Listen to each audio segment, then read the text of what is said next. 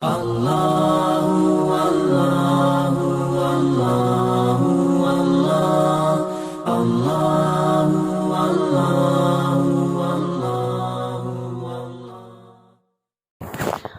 علیکم ورحمۃ اللہ وبرکاتہ۔ الحمد للہ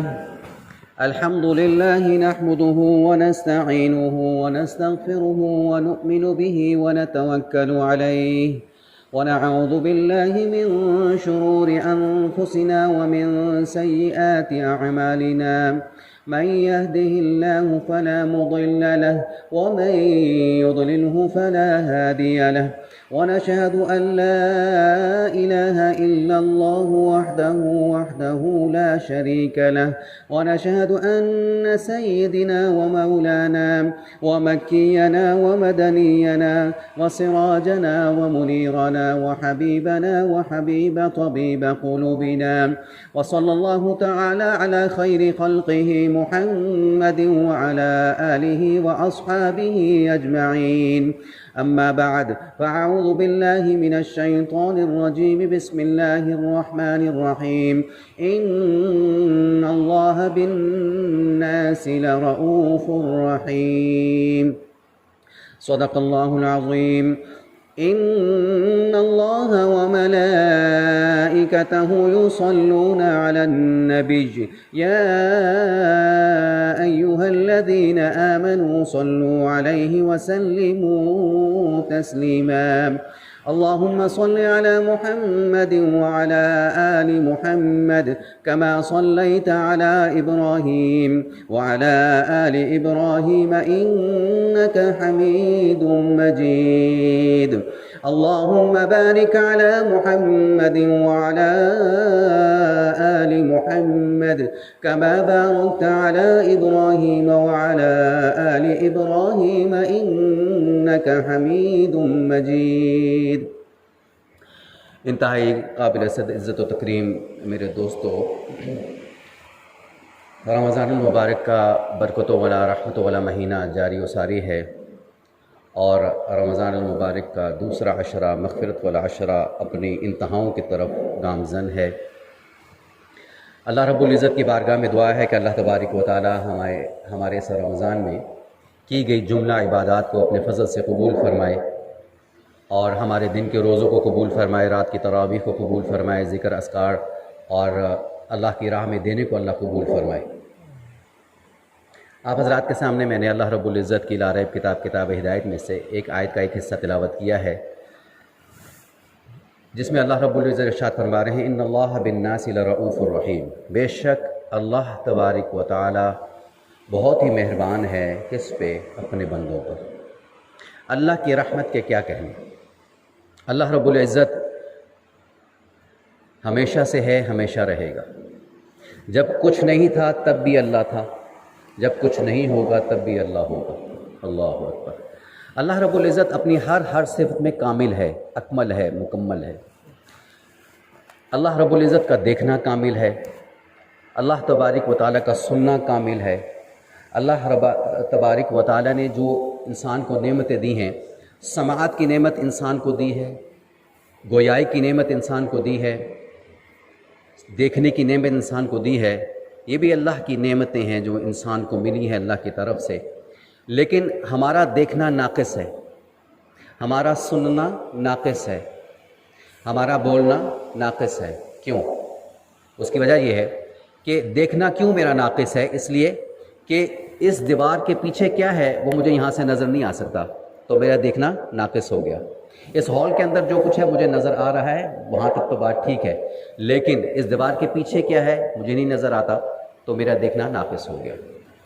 اچھا، مجھ سے اگر ایک وقت میں ایک بندہ بات کرے تو میرا سننا کامل ہوگا، لیکن مجھ سے ایک ہی وقت میں اگر 10 بندے ایٹ اے ٹائم بات کرنے لگیں تو میرا سننا ناقص ہو جائے گا، کیونکہ میں ان کی بات کو صحیح طریقے سے سن نہیں پاؤں گا، اور پھر مجھے کیا کہنا پڑے گا کہ بھائی پہلے آپ رک جائیے، آپ بات کیجئے، جب آپ کی بات مکمل ہوگی پھر آپ بات کیجئے۔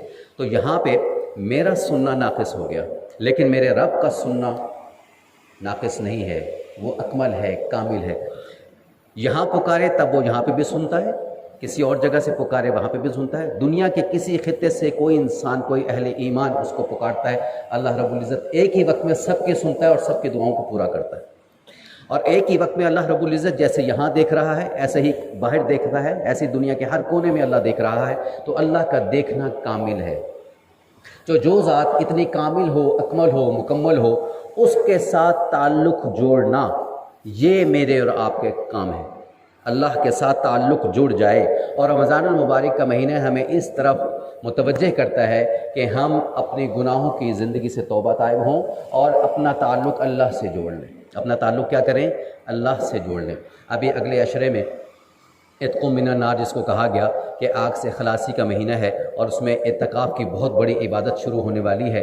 تو میری یہ گزارش ہو کہ جن حضرات کو آسانی سے چھٹی مل سکتی ہے وہ کوشش کریں کہ اعتکاف کریں، کوشش کریں اعتکاف کریں اور اللہ رب العزت سے دعائیں کریں. یہ دعاؤں کا وقت ہے رمضان المبارک. میں نے پچھلے جمعے میں یہ عرض کیا تھا کہ ہم اپنی دعاؤں کا جو ڈیوریشن ہے اس کو بڑھائیں، اللہ سے مانگیں.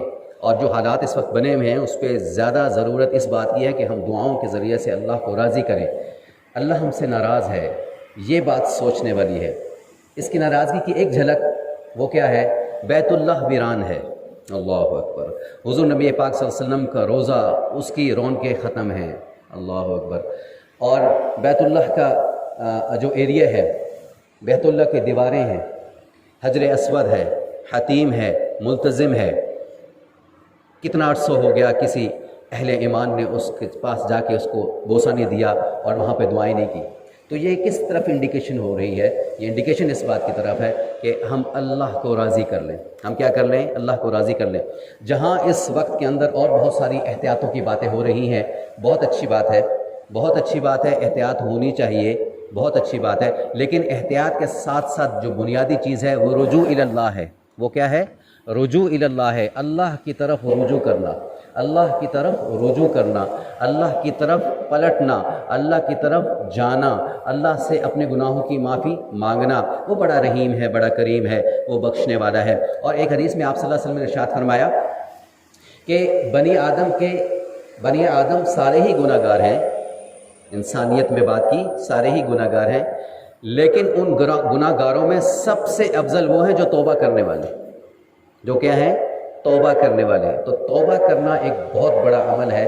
اللہ تبارک و تعالیٰ سے دعا ہے کہ اللہ تعالیٰ ہمیں اپنے گناہوں پر نادم ہو کر توبہ کرنے کی توفیق نصیب فرمائے. اور مغفرت والا عشرہ جو جاری ہے اس میں سے زیادہ استغفار کی کثرت کی جائے. استغفر اللہ کہہ سکتے ہیں، استغفر اللہ ربی من کل ذنب واتوب الیہ کہہ سکتے ہیں، استغفر اللہ الذی لا الہ الا هو الحی القیوم واتوب الیہ کہہ سکتے ہیں. جو آپ کو استغفار کے الفاظ یاد ہیں وہ آپ پڑھ سکتے ہیں اور اللہ کو راضی کر سکتے ہیں.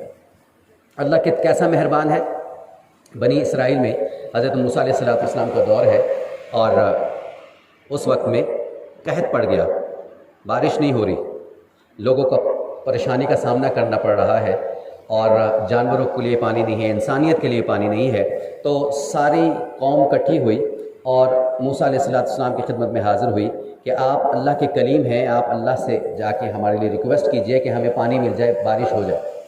تو موسیٰ علیہ السلام کوہ طور پہ آئے، اللہ رب العزت سے کنیکشن ہوا، بات چیت ہوئی اور فرمایا گیا یا اللہ میری قوم میرے پاس آئی کہ ان کو پانی کی ضرورت ہے. تو غیب سے ندا آئی، اے موسیٰ آپ کی جو قوم ہے اس میں ایک شخص ایسا ہے جس نے 40 سال سے اللہ کی نافرمانی کی ہوئی ہے، جب تک وہ اس قوم میں رہے گا اللہ بارش نہیں دے گا. ہاں آپ یہ کیجئے کہ واپس جائیے اور اعلان کیجئے کہ وہ بندہ خود ہی چلا جائے، تو پھر اللہ کی رحمت آنی شروع ہو جائے گی. آپ واپس آئے، آپ نے گیدرنگ اکٹھی کی اپنی قوم کی اور ایڈریس کیا اور کہا کہ بھائی یہ پیغام ہے، وہ شخص جس کی گناہوں کی نحوست کی وجہ سے اللہ کی رحمت رکی ہوئی ہے وہ خود ہی چلا جائے، وہ خود ہی چلا جائے تاکہ دوسرے لوگ اس کی نحوست سے محفوظ ہو جائیں اور ان کو بارش مل جائے، پانی مل جائے. اب جس شخص کے بارے میں یہ بات ہو رہی ہے وہ موجود ہے اس گیدرنگ میں، اب وہ جاتا نہیں ہے اور اللہ سے اپنے گناہوں پہ استغفار کرتا ہے اور اللہ سے معافی مانگتا ہے. آپ سوچیں کہ اس شخص نے کس لجاجت کے ساتھ اللہ کو پکارا ہوگا، اللہ کو پکارا ہوگا اور ہاتھ بھی نہیں اٹھائے، دعا کے لیے ہاتھ بھی نہیں اٹھائے. کہیں ایسا نہ ہو کہ لوگ سمجھے کہ اچھا یہ شخص ہے جس نے ہاتھ اٹھائے یہ دعا کر رہا ہے، اس کی وجہ سے بارش نہیں ہو رہی. نہیں، اس نے ہاتھ بھی نہیں اٹھائے، دل ہی دل میں. اچھا، اس میں ایک بڑی امپورٹنٹ بات یہ ہے کہ یہ جو اس کی توبہ ہے یہ اللہ کی محبت میں نہیں ہے، یہ اپنی عزت بچانے کے لیے توبہ کے الفاظ کہے جا رہے ہیں کہ میں اتنی گیدرنگ میں میری عزت بچ جائے، عزت میری بچ جائے. لیکن اللہ رب العزت کتنا رحیم ہے، اللہ تبارک و تعالیٰ کو اس پہ بھی پیار آ گیا. اللہ تبارک و تعالیٰ نے اس کی بخشش کا فیصلہ کر دیا اور ہوا بادلوں کو لائی اسی وقت اور بارش برسنے لگی. لوگوں کا مسئلہ حل ہو گیا، لوگ خوش ہو گئے. لیکن موسیٰ علیہ السلام جو اللہ کے پیغمبر ہیں ان کے ذہن میں سوال پیدا ہو گیا، اور وہ سوال بڑا جینون تھا. وہ سوال یہ تھا کہ اللہ آپ نے تو فرمایا تھا کہ بندہ جائے گا تو بارش ہوگی، گیا کوئی بھی نہیں، بارش ہو گئی. تو اللہ کی طرف سے آواز آئی، اے موسیٰ جس کی وجہ سے روکی تھی نا اسی کی وجہ سے کر بھی دی. اللہ اکبر. جس کی وجہ سے بارش کو روکا تھا اسی کی وجہ سے کر بھی دیا. تو موسیٰ علیہ السلام شاہ فرمانے لگے، یا اللہ وہ ایسا کون خوش نصیب ہے کہ جس کی وجہ سے رکی تھی اور پھر ہو بھی گئی. تو اللہ رب العزت کی طرف سے آواز آئی، اے موسیٰ جب وہ میرا نافرمان تھا، جب اس کی زندگی گناہوں پہ گزر رہی تھی اور وہ میری نافرمانی کر رہا تھا، میں نے تب اس کا راز فاش نہیں کیا، کسی کو نہیں بتایا. اب تو اس نے مجھ سے صلح کر لی. اب کیا کر لیا؟ اس نے مجھ سے دوستی کر لی ہے، تو وہ میرا محبوب بن گیا ہے. تو اللہ رب العزت تو ایسا قدردان ہے کہ 40 سال کی گناہ میں ڈوبا ہوا شخص ایک مرتبہ کہتا ہے کہ اللہ مجھے معاف کر دے، اور اس کا یہ کہنا عزت بچانے کے لیے ہے، اللہ کو راضی کرنے کے لیے بھی نہیں تھا. لیکن اللہ چونکہ قدردان ہے، اللہ تبارک و تعالیٰ نے اس کی توبہ کو قبول فرمایا اور لوگوں کو بارش دے دی. تو میں اور آپ سوچیں کہ ہم حضور پاک صلی اللہ علیہ وسلم کے امتی ہیں، اللہ کو ماننے والے ہیں. جب ہم اپنے گناہوں پہ توبہ طائب ہوں گے تو اللہ ہمارے لیے کیوں نہیں فیصلے کرے گا؟ یقیناً کرے گا، وہ تو انتظار میں ہے. لیکن آج ہمیں اپنے آپ کو دیکھنا ہے کہ ہم اللہ کی طرف بڑھنے کے لیے تیار ہیں کہ نہیں ہیں. میں نے اپنے آپ کو دیکھنا ہے کہ میں اللہ کی طرف کتنا بڑا ہوں. تو رمضان المبارک کا مہینہ ہمیں یہ اس طرف متوجہ کرتا ہے کہ ہم اللہ کی طرف بڑھیں. جب ہم اللہ کی طرف بڑھیں گے تو اللہ کی رحمت ہمارے ساتھ ہو جائے گی. چھوٹا بچہ ہوتا ہے نا، جب وہ چلنے کی عمر کو پہنچتا ہے اور ہلکا ہلکا چلنا شروع کرتا ہے تو ماں یا باپ اس کو اپنے سامنے کھڑا کرتے ہیں اور پیچھے کو 2 قدم پیچھے ہو کے اس کو بلاتے ہیں، بیٹا آؤ. جب وہ پہلا قدم اٹھاتا ہے، دوسرا اٹھاتا ہے تو تھوڑا سا لڑکتا ہے، ادھر ادھر ہوتا ہے، اور جب والدین دیکھتے ہیں یہ گرنے کے قریب ہو رہا ہے تو وہ اپنی باہوں کو پھیلا لیتے ہیں تاکہ اس کو اپنی گود میں لے لیں. اللہ اکبر. یہ ایک ماں یا باپ کا پیار ہے اپنے بچے کے لیے. تو اللہ رب العزت تو اب اس ماں سے 70 گنا زیادہ پیار کرتا ہے. اللہ کی طرف جو بڑھتا ہے اللہ رب العزت اپنی رحمت کی آغوش میں اس کو لے لیتا ہے. اللہ اپنی رحمت کی آغوش میں لے لیتا ہے. تو اللہ تبارک و تعالیٰ سے تعلق کو ہم سمجھیں، اللہ سے تعلق کو ہم سمجھیں. اللہ رب العزت ایسی ذات ہے کہ جس جیسی ذات کوئی نہیں. کتنا بھی گیا گزر مسلمان ہو، گنہگار ہو، لیکن وہ اپنے گناہوں پہ آ کے ندامت کے 2 آنسو بہا لیتا ہے. اللہ رب العزت اس کے سارے پچھلوں کو معاف کر دیتے ہیں. اور پھر معافی پہ مسئلہ حل نہیں ہوتا. اگلی بات بھی ہے، اگلی بات بڑی امپورٹنٹ ہے کہ اس کے گناہوں کو جو اس کی زندگی کے گزرے ہیں اس کو نیکیوں میں اللہ بدل دیتے ہیں. ایسا کوئی مہربان ہوگا اللہ کے علاوہ؟ ایسا کوئی شفقت کرنے والا ہوگا اللہ کے علاوہ جو نہ صرف معاف کرے بلکہ پچھلے گناہوں کو نیکیوں میں بدل دے؟ تو کوشش ہماری یہ ہونی چاہیے کہ رمضان المبارک کے جو بقیہ ایام رہ گئے ہیں، چند دن رہ گئے ہیں، ایام معدودات ہیں، 13 یا 14 دن رہ گئے ہیں، اس میں ہم اپنی ایکٹیویٹی کو اللہ کی طرف زیادہ کر دیں. دنیا سے تھوڑا سا اپنے آپ کو پیچھے کر کے، دنیا تو چلتی ہے، چلتی رہے گی، لیکن رمضان المبارک کو ہم موقع غنیمت سمجھیں.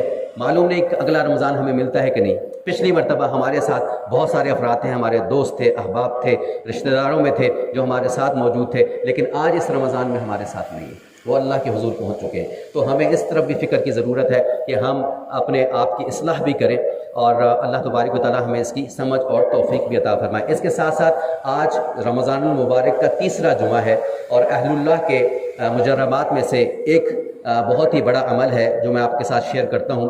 وہ یہ ہے کہ 13 مرتبہ درود ابراہیمی پڑھنا جو ہم نماز میں پڑھتے ہیں. 11 مرتبہ درود ابراہیمی پڑھنا ہے. اس کے بعد 21 مرتبہ سورہ علم نشرح لک صدرک ووضعنا عنک وزرک یہ پڑھنی ہے. اور اس کے بعد 21 مرتبہ سورہ قدر انا انزلناہ فی لیلۃ القدر پڑھنی ہے. اور پھر آخر میں 11 مرتبہ درود شریف پڑھنا ہے. درود شریف کو میں پیک کر کے یہ 2 صورتیں پڑھنی ہیں 21 مرتبہ، اور اس کے بعد دعا کرنی ہے. اس کا فائدہ کیا ہے؟ اس کا فائدہ یہ ہے کہ انسان کو جو بھی بڑے سے بڑا مرض لاحق ہو اللہ تبارک و تعالیٰ اس عمل کے کرنے کی وجہ سے اس کو شفا دیتے ہیں۔